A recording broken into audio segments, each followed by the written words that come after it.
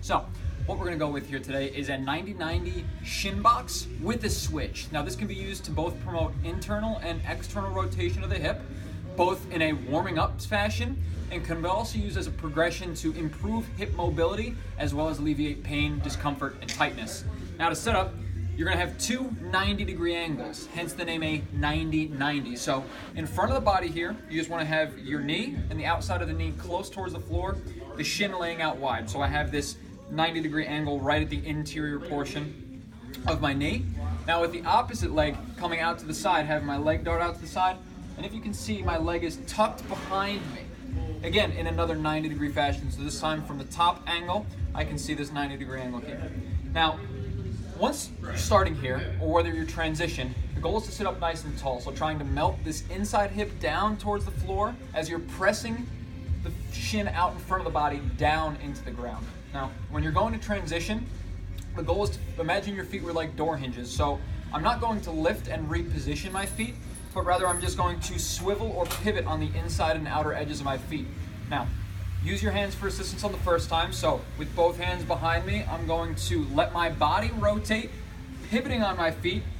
So now I just end up in the mirror image 90-90 position. See, now this leg has the inside facing the ground, and this leg has the inside facing the ceiling.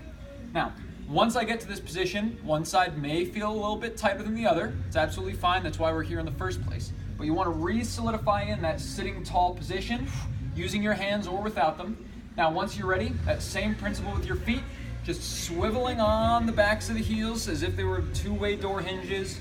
Once you land here, sitting tall once again. Now, to make this more of a strength or mobility improving movement, to strengthen your range of motion, over time, all you would do is use your hands for less assistance, and eventually going to a position where you can use just the control and articulation within your hips and core control to swivel from side to side. Now, I know that I am not at a point where I can proficiently do it from side to side without my hands, so I prefer to use my hands to the floor just so I make sure I'm getting the good benefits of internal and external rotation.